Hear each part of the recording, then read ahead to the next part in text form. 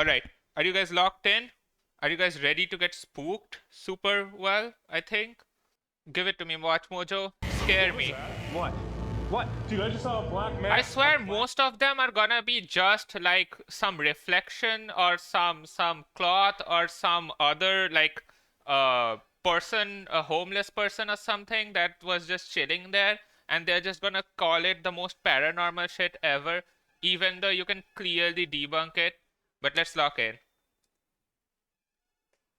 Mask? Welcome to WatchMojo. Hey And there, today Ryan. We're counting down our picks for the top 10 actually scary moments from paranormal investigation shows. What are you pointing at? Terrifying.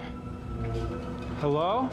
For this list, we'll be looking at the most nerve-wracking experiences Okay, and unsettling I'm evidence ready to get captured my by nerve professional racked. ghost hunters for our entertainment. We'll only look at shows that prioritize an investigation as opposed to reenactments or storytelling, as horrifying as they may be. Which paranormal encounter makes your skin crawl? Let us know in the comments below. Okay, let's see if it's gonna Number actually 10, spook us or not. Walking Full-Body Apparition. Ghosts of Morgan City. It's This just team gonna of be a investigators reflection. set out to solve the unexplained phenomena occurring in Morgan City, Louisiana. In the third episode, the trio responds to reports of strange activity at Idlewild Plantation. Okay. It has everything between rituals and a floating blue shirt. A blue shirt was just floating with no hands. That's no crazy. head, no legs. My main question is, how did the shirt become a ghost? Like, if you're a ghost, right, then that's your spirit, and can your spirit have shirt on? But then why can we only see your shirt and not your body?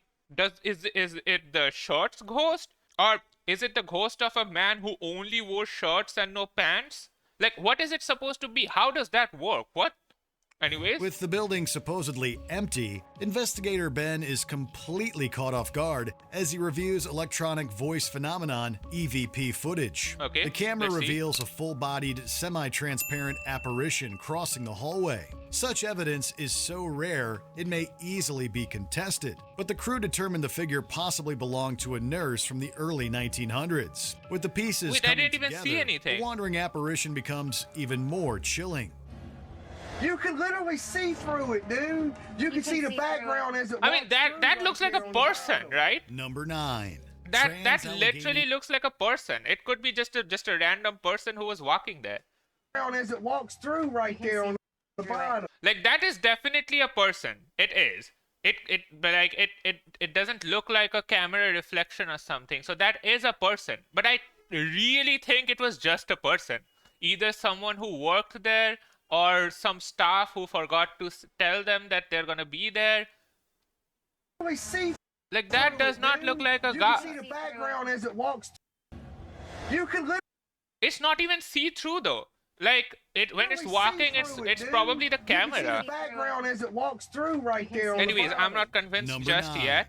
Trans-Allegheny Lunatic Asylum. Okay. Destination Fear. Led by paranormal aficionado Dakota Layden, the team faces several distressing situations at the Trans-Allegheny Lunatic Asylum. Though not a singular moment, the crew stumbles into a few consecutive ones that keep even the most iron-willed viewer on their toes. The tension builds as Tanner and Dakota survey each floor. Eventually, they're startled by the unmistakable sound of a door creaking to a close. What was that? What the hell is that? That can literally be wind. Following the sound, Tanner spots You know? a cold mass on his thermal camera, alerting the pair that they're not alone. What was that? What? What? Dude, I just saw a black mass. A black mask? Dude, it was like, I don't even know, it was just like a black circle. On your thermal, on your night vision? On my thermal. On the thermal. That means it's freezing cold. What's worse, Okay, Alex did- gets a disturbing call from Tanner, except Tanner doesn't have his phone. What? Tanner? What is that? The This team scrambles to find the prank caller to no avail, leaving viewers tantalized and terrified about what lurks in the asylum's halls. that has to be scripted, right? You're telling me a ghost can prank call people, and that's a thing. But then, if they can do that, why won't they do that more often? Or is it just this one ghost who used to be a prank caller in real life who can just prank call now? Like, it feels kind of scripted. Like, why does that specific ghost have prank call ability? I have no freaking clue. Where's your phone? Downstairs. Number 8. Jumping Saucepan. Help, Okay. my house is haunted. When it comes to hauntings in the household, this UK trio are master investigators. While responding to paranormal claims related to an unassuming cottage, the team sits down with a miniature cast iron stove set that has reportedly been moving on its own. To their surprise, one of the tiny pans jumps up, touching Jane's palm. Is there something attached to this object? Jump. Did that move or was it your hand? I didn't touch it. I Some didn't even fans see speculate anything. whether this one is authentic, but the crew makes a point of allaying questions by showing multiple angles and attempting to replicate the instance. Though they don't get another response by the alleged spirit, the jump scare was That just happens. Have you ever put like your hand on something? Sometimes it actually gets like kind of attached to it, especially because it's a pan, right? So like when you put your hand too close to it, I think the inside area kind of becomes like a suction cup and attaches to your hand. I think she did it so fast it actually attached to her hand for a quick second and then got off. That's not paranormal, you know? Like she clearly had her hand really close to the pan. So she did shifted the definitely wind or something, creepy. like did It something. looks like it jumps. It jumps. You see it jump. Number 7. I don't think ghosts are real. Me neither, but I'm ready to be proven wrong. Like, if this video can give me, like, concrete proof, something that I cannot, like, debunk, then I'm gonna admit that ghosts exist. Woman in Black. But it needs The to give me Haunted something, Hunts. like, really In the good. second season premiere of this UK paranormal series, the investigators begin their multi-episode exploration of the famously haunted city of Chester. After learning about potential ghost sightings at the Chester Rose, the team set up camp in hopes of spotting one.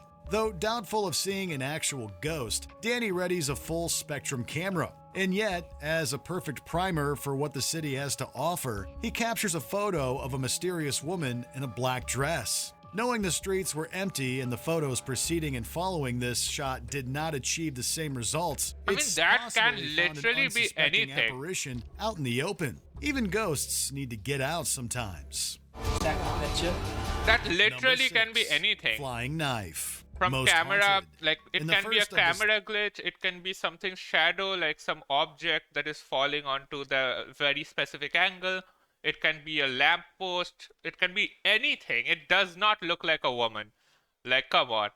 3-part episodic feature, Yvette Fielding takes her team to the historic Standon Hall. Okay. Most Haunted builds the tension from the very start, with possible communications and temperature shifts hinting at constant activity in the building. I'd like to get out of this room because we've had things falling around. Immediately following a potential sighting that leaves the team uneasy and anxious to find the intruder, Okay, they're I'm ready to startled feel as a large knife seems uneasy. to be thrown from the wall. That was right by the ladders. That sounded like it was coming from in front of me. While we don't see the knife fly unassisted on camera, we do witness the before and after. It Bruh. moves the team Bro, so you're telling me I have to see that the knife was on the wall, and then I have to see the knife is on the floor? If you can't show me the flying knife, why am I supposed to trust you? You could have just picked that up and thrown it on the floor.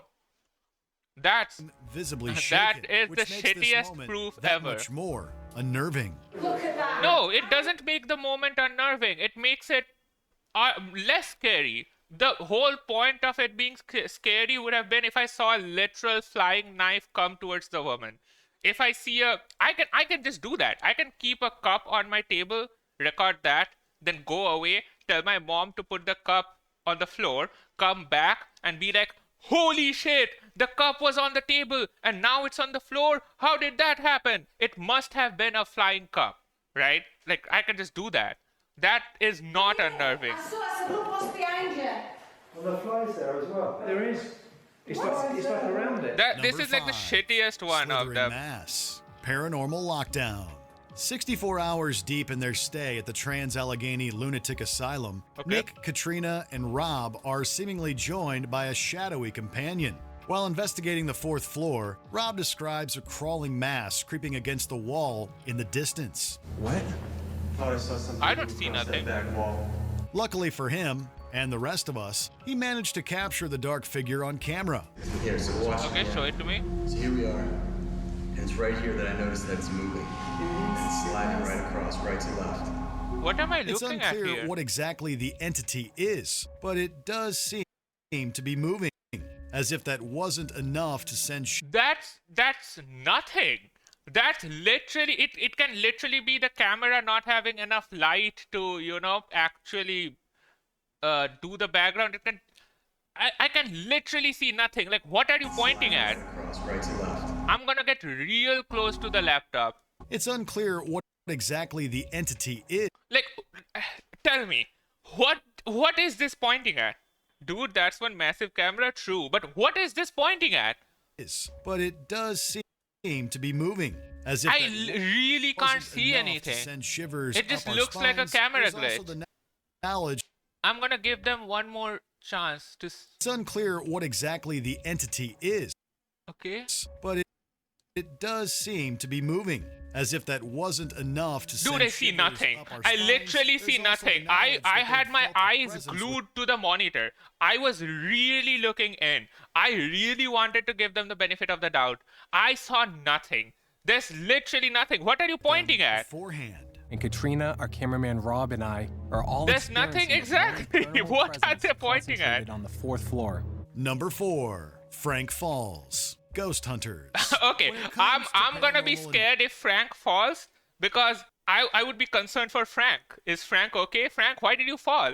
That would be scary, not the scare, not the ghost Investigations, part. Ghost Hunters is one of the most recognizable shows in the genre. Their episodes are regularly stocked full of gut-wrenching I moments. have but actually few watched are Ghost quite as Hunters, I harrowing think, on as TV. Frank's fall in the first season.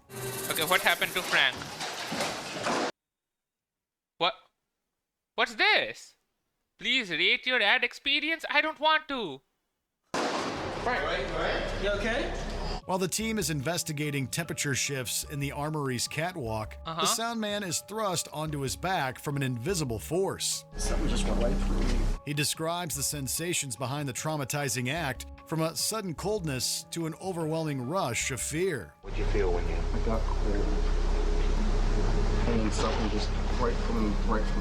It seemed just came up and just took me up and snapped my head back and just took me off. It's one thing to see something spooky in Now here's the thing. I don't think Frank is lying. I think he just was terrified. Like, this happens a lot. If you're in like a scary dark place, you're gonna feel stuff and you're gonna think stuff is happening to you even when it's not, just because you're terrified. So I really think that Frank got the shivers either from like wind or just because. And because he felt cold and he panicked and he felt terrified, he accidentally slipped and fell down. And it was kind of embarrassing for him. So he said he made up the snapping his neck and throwing him down thingy. I really don't think that he's completely lying, but it can easily be explained as he just got really scared and then he slipped and fell. the distance, but it's another. Also, we didn't see anything. Again, the ones that are actually supposed to be super spooky, like the knife flying and the guy falling, like literally being picked up and falling, we see none of that. So, like, if we To be don't see physically it, then how is it affected by scary? Okay. Right? Boom, bam, he's down. Number 3, Wait. Wandering I need to see the camera. something spooky in the distance, but it's another to be physically affected by it. Okay. Boom, bam, he's down. Number I don't even see. What? physically What are you booming and affected by bamming it. at? Okay. Boom, bam, he's down. Number 3, What? affected by it. Okay. Boom, bam, he's down. Number It 3, just looks like he slipped. Really. Wandering Shadow. I Most saw Haunted. nothing. While investigating the Wentworth Woodhouse stables in Rotherham, Carl and Stuart embark on a chase in the main building corridors. After an endless It would be funny if you go down the hall away from your friends doing this and make a screaming noise. Yeah, you can probably freak them out. Like, you can scream in a different pitch and then come running saying, "Oh my god, I heard a scream. Did you guys hear that?" And they would probably get freaked out. pursuit of the person behind a rattling door, fallen chair, and other unexplained noises, Carl hears clear footsteps in the adjacent hallway. I'm going to follow a footstep. The two attempt to spot their tormentor when a shocked Stuart notices a shadow fleeing down the stairs. What's that? Where? There. Carl, I can see it there. Go for it, go for it. What are we looking at? Hello? They run after the figure, but to their horror, no one's there. While the vanishing entity is scary enough, it's the chase that really creates the heart-racing atmosphere that leaves everyone, audience included, uneasy about what lurks in those halls. How? Around this room. How? I didn't... Like, he pointed at something, right? Like, he saw a shadow and he went to chase it. Let's see if we can see the shadow on camera. Like, he's definitely pointing there, right? To attempt to spot their tormentor when a shocked Stuart notices a shadow fleeing down the stairs. What's that? There. Man, it's really convenient that... Look at this, look at this. They had the camera in their hand. Isn't it so convenient that they put the camera down and we couldn't see the hallway anymore because the camera is like put at an angle where we can't see the hallway? And that's the exact moment where he sees the shadow in a way that we can't see the shadow, and then he just starts running. So like, brother, what? Like, if you had the camera on you and we could see the shadow, I might have like been like, okay, he definitely saw something. But he conveniently put the camera down and then he just started running. Explain noises. That does not Carl prove hears anything. clear footsteps in the adjacent hallway. I wanna go in an abandoned place with my friends for like a day with guns. I mean, you can go to an abandoned place. Going there with guns is probably not the best idea. I feel like it's some homeless people. Yeah, that's the main thing. The thing is, oftentimes in these abandoned buildings, there's a lot of homeless people who just live there because it's free and it's convenient. And a lot of the time, they don't want camera people to bother them, and they don't want these paranormal activity people to bother them. So they just try to flee or leave the situation or leave the place so that they don't get caught as well using the place. And I feel like a lot of the time, their movements, them opening and closing doors, them running away, them hiding, is what make people feel like there's something paranormal going on. But it could just be some homeless guy. The two attempt to spot their tormentor when a shocked Stuart notices a shadow fleeing down the stairs. It's so convenient that he puts the camera down when he starts chasing. Like, it's so convenient. It just, like, come on. Come on. We don't see anything. Hello? They run after the figure, but to their horror, no one's there. While the vanishing entity is scary enough, it's the Also, if he did see a shadow, it could have just been a reflection or a shadow of something chase else that really as well. creates the So it doesn't heart-racing really prove atmosphere anything. that leaves everyone, audience included, uneasy about what lurks in those halls. Been through around this room, there's a dead end. What the hell? I thought that was one of our team.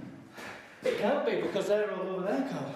Number 2, Shattered Glass, Ghost Hunters. The Okay. Stanley Hotel is most famous for having inspired the Overlook Hotel in Stephen King's The Shining, but it also happens to be home to numerous claims of paranormal Oh activity. yeah, I've heard of this hotel. This is probably one of the most famous hotels to record paranormal activities at. Didn't Brent Rivera come here to record? And there was that whole controversy with another guy who was fighting with Brent Rivera, and Brent Rivera said he's a poor guy or whatever. There was a Hunter's controversy. Jason was no exception to this during his overnight stay in room 401. In the early hours of the morning, Jason woke to the unmistakable sound of his closet door opening.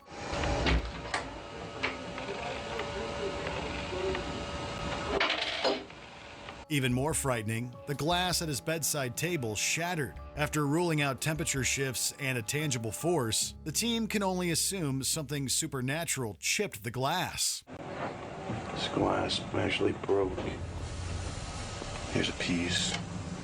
The hair-raising encounters don't stop there, leaving viewers distressed as the hotel lives up to its horrifying. Okay, this is actually really easy to debunk. I saw a Danny Gonzalez video, I believe, where he actually went here and he said that because this hotel is so famous, you know, and so known for it being scary, they kind of get all their customers because they all want to experience paranormal activities. So I think they actually have staff whose entire job is to scare you and, you know, like either scratch at the windows or just make random noises just to scare you enough so you can go tell your friends that you had like paranormal activities, and then you know, more people come to this hotel. So I'm guessing it was either the door just opened because of wind or something, or it was some staff that was pranking the guy or already had a talk with the guy so they can get something on recording so they can put this on video. But they do that. I think Danny Gonzalez or some YouTubers talked about something like that. So it could have just been one of these staff people. So so I'm still not scared here. Reputation. I'm not sure what happened. Before we continue, be sure to subscribe to our channel and ring the bell to get notified. Of course, WatchMojo. I'm not really in my account, but I think I'm subscribed to you. Occasional videos in my or account. all of them. If you're on your phone, make sure you go into your settings and switch on notifications. Just go in the forest placed in between Mexico and South America and you will see some scary stuff. Are you talking about animals? Because animals are very scary. I would way more be scared of like a lion or a tiger charging at me than any of these ghost thingies. Aaron thrown at Goatman's Bridge. Ghost Adventures. Ooh, Goatman's Bridge! I love the Goatman's Bridge. I used to watch a lot of BuzzFeed, and some of my favorite characters are like people are like Ryan and Shane from BuzzFeed, who have the Watcher channel now. I love watching their paranormal stuff. I remember them challenging the Goatman or something at the Goatman's Bridge. It's a really fun place. The historic site of Old Alton Bridge, sometimes known as Goatman's Bridge, was originally part of a Halloween special. A favorite among paranormal investigators, the bridge and its surrounding area is notorious for supernatural sightings and attacks. It's a bad idea to be up there. It's not safe. Okay, are we gonna see the Goatman? It's also home to the disturbing local legend revolving around the titular Goatman. Already anxious about the location, investigator Aaron is inexplicably thrown roughly 20 feet and left disoriented. You alright? What happened? Something just came at me. Aaron's bone-chilling account of this experience is pretty unsettling on its own. But the atmospheric noise and spooky editing... Okay, it wasn't recorded though. That's the thing. Like, here's the thing. I don't expect, like, even if ghosts are real, okay, you can argue that it's impossible to get paranormal activity recorded in every recording. It's just impossible. Things happen when your cameras aren't rolling. Ghosts are camera shy or something, so they only do things when cameras are not there. But when you're doing a top 10 actually scary moments, you have to pick like the very rare instances where we actually see something, right? But every time we're actually getting something big, like someone falling, a knife flying, a blue shirt floating, whatever, every time that happens, the camera is never looking at them. Like this guy falling, the camera wasn't even pointed towards it. The guy, so why should we trust him? Like, they get money for making these. So, like, get the bag. I understand. Like, I understand them playing, you know, more spooky, doing more spooky things so they can get some content for their video. But if you can't put it on video, I cannot trust you, buddy. I'm sorry. Creates a particularly frightening moment. No. Whoa, dude. I'm sorry. The other crew members are also confronted by strange phenomena, making this episode not only memorable, but one that haunts them and fans. Yeah, but I'm not seeing anything. They're just telling me. They're just telling me that, hey, the Goatman came and punched me. The Goatman came and took away my pants. The Goatman came and goat-seed me or something. I don't know. But I see none of that on camera. And if I see none of that on camera, how can I trust you? Right? I'm looking in here. So I'm sorry, WatchMojo. This is not top 10 actually scary moments. Something came at me. I think the first one was still okay because we actually see a person walking. I still believe that that was staff. But At least it was something. All the other 9s are not it. They're not scary. Hit me and I literally, boom. And I was just, hey, I'm gonna go look over here. I wasn't even rolling. No, I don't know. Did you enjoy this video? Check out It was enjoyable. It was fun. We'll come back to it. I'm actually having a lot of fun debunking these videos. If you guys enjoy this, we can do more of these.